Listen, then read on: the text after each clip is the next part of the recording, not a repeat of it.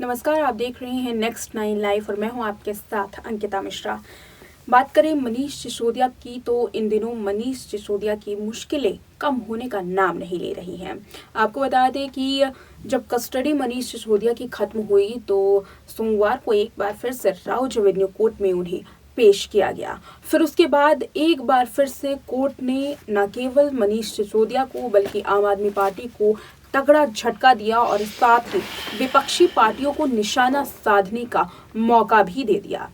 दरअसल Rouse Avenue court ने मनीष सिसोदिया को 20 मार्च तक न्यायिक हिरासत में भेज दिया है। यानी कि इस बार आम आदमी पार्टी की होली और खासकर मनीष सिसोदिया की होली बिल्कुल भी ठीक नहीं बीतने वाली है। सत्येंद्र जैन के साथ अब मनीष सिसोदिया भी तिहाड़ जेल में रह करके होली मनाने वाले हैं। जल्द ही मनीष सिसोदिया तिहाड़ जेल में जाएंगे और इसके बाद 20 मार्च तक वो वही रहेंगे। 14 दिन की न्यायिक हिरासत में उन्हें भेज दिया गया है राउज एवेन्यू कोर्ट की ओर से। आखिर ऐसा क्यों किया गया? दरअसल सीबीआई ने मनीष सिसोदिया पर लगातार आरोप लगाए हैं और ना केवल पहली बार है ये, बल्कि जब छापेमारी हुई थी उनके खिलाफ, उनके दफ्तर में, उनके घर पर, तब से लेकर के अब तक सीबीआई ने मनीष सिसोदिया पर कई गंभीर आरोप लगातार लगाए हैं। आरोप है कि मनीष सिसोदिया ना तो पहले पूछताछ में सहयोग कर रहे थे और ना ही अब पूछताछ में सहयोग कर रहे हैं।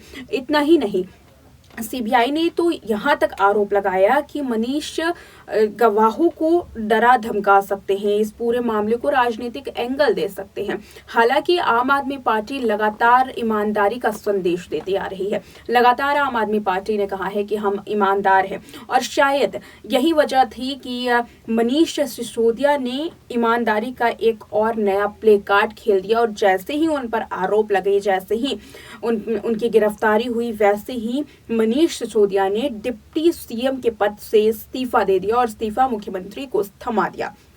ये एक सोची समझी साजिश के तहत किया गया ताकि आम आदमी पार्टी को अपने एक ईमानदारी को दिखा सके। आम आदमी पार्टी की किस तरीके से जब डिप्टी सीएम तक आरोप लगे तो डिप्टी सीएम ने भी अपने पद को ना चुन करके बल्कि अपनी छवि को चुनना पसंद किया, ये दिखाने की कोशिश की मनीष सिसोदिया ने और तुरंत अपना इस्तीफा थमा दिया। हालांकि इस इस्तीफे के बाद न केवल आम आदमी पार्टी में तहलका मचा हुआ है बल्कि आम आदमी पार्टी लगातार प्रधानमंत्री मोदी को भी निशाने पर ले रही है।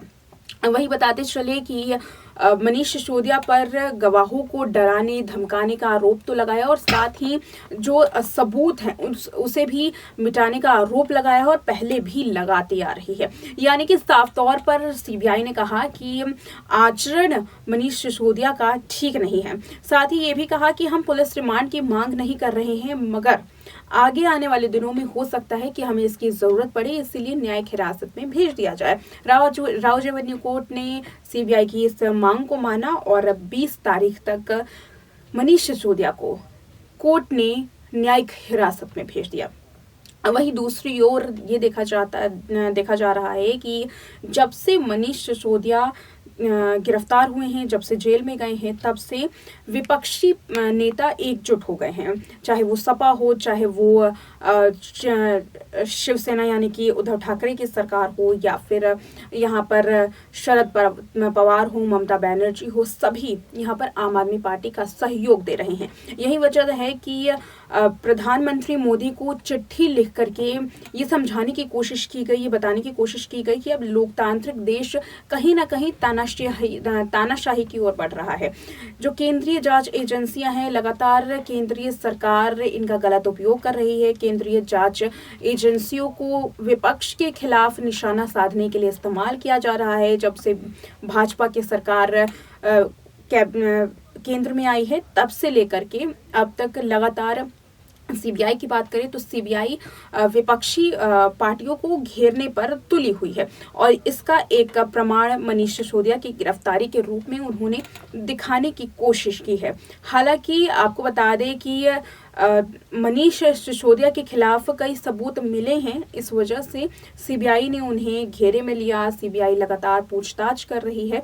फिलहाल पूछताछ में कोई ऐसे तथ्य सामने नहीं आ रहे हैं। लगातार उनसे पूछताछ के बाद खुद मनीष सिसोदिया ने कहा कि मुझे टॉर्चर किया जा रहा है, मुझे मानसिक रूप से प्रताड़ित किया जा रहा है। जब उनकी कोर्ट में पेशी हुई तो उन्होंने खुद सीबीआई की शिकायत जज से की। इस पर जज ने भी सीबीआई को ये निर्देश दिए कि आपके पास अगर कोई दूसरे सवाल है, कुछ नया सवाल है तो आप पूछताछ कीजिए, लेकिन एक ही सवाल आप बार बार किसी आरोपी से ना पूछें। हालांकि ये जो फैसला है, ये जो निर्देश है, कहीं ना कहीं मनीष सिसोदिया के लिए एक प्लस पॉइंट साबित हो रहा है। वहीं विपक्षी पार्टियों की बात करें तो लगातार हमलावर है विपक्षी पार्टियां, मगर आखिर कांग्रेस और लेफ्ट की जो पार्टियां हैं उन्होंने आम आदमी पार्टी का सहयोग क्यों नहीं दिया। कांग्रेस जो लगातार बीजेपी के खिलाफ निशाना साधती आ रही है, उसने आखिर इस मौके को कैसे गवा दिया। आपको बता दें कि जब से दिल्ली में आम आदमी पार्टी की सरकार बनी है, तब से लेकर के अब तक कांग्रेस को खासा नुकसान का सामना करना पड़ा है। शीला दीक्षित की सरकार थी, उसके बाद लगातार कांग्रेस के वोट प्रतिशत में कमी आई और 2020 का ऐसा समय था जब कांग्रेस शून्य पर सिमट गई। यही वजह है कि अब तक कांग्रेस ने आम आदमी पार्टी का सहयोग नहीं किया। वहीं अगर पंजाब की बात करें तो पंजाब में भी कांग्रेस की ही सरकार थी, जिसके बाद भगवंत मान ने अपनी सरकार बनाई। और अगर गुजरात की बात करें तो गुजरात में हालांकि आम आदमी पार्टी ने उतना बेहतर प्रदर्शन ना किया हो, लेकिन अपना खाता खोल करके कांग्रेस के वोट प्रतिशत को काटने का काम किया। यही वजह है कि कांग्रेस पार्टी बीजेपी का विरोध तो करती है, मगर आम आदमी पार्टी का सहयोग भी नहीं कर पा रही है। और यही नहीं, आम आदमी पार्टी के खिलाफ तो मोर्चा भी कांग्रेस ने खोल दिया है। कांग्रेस साफ तौर पर कहती है कि दिल्ली की आबकारी नीति पर तो सीबीआई ने शिकंजा कस लिया है, शराब नीति पर शिकंजा कस लिया है, लेकिन अब बारी है पंजाब की। सीबीआई पंजाब में भी इन्वेस्टिगेशन करे, पंजाब में भी भगवंत मान के खिलाफ कार्रवाई की जाए, इन तरीकों के आरोप लगाए। और साफ तौर पर अगर हम यहाँ पर लेफ्ट की बात करें, क्योंकि लेफ्ट की पार्टियों ने भी आम आदमी पार्टी का सहयोग नहीं दिया है। दरअसल इसके पीछे की वजह क्या है, क्यों आखिर लेफ्ट की पार्टियां आम आदमी पार्टी से कटती हुई नजर आ रही हैं। तो इसकी एक साफ वजह यही हो सकती है कि कांग्रेस के साथ लेफ्ट ने गठबंधन की सरकार बनाई है। दक्षिण भारत में ऐसी सरकारें हैं, इस वजह से लेफ्ट भी अब किनारे होती हुई नजर आ रही है। तो यहाँ साफ तौर पर मनीष सिसोदिया की मुश्किलें हमेशा की तरह बढ़ती हुई नजर आ रही हैं। उनके घर पर छापेमारी की गई, उनके दफ्तर पर छापेमारी की गई और आगे आने वाले समय में उन्हें और भी ज्यादा पूछताछ से गुजरना पड़ सकता है। फिलहाल 10 मार्च को एक बार फिर से जब कोर्ट में पेशी की जाएगी तो ये पूछा जाएगा कि आखिर अब मनीष सिसोदिया के खिलाफ कौन से सबूत मिले।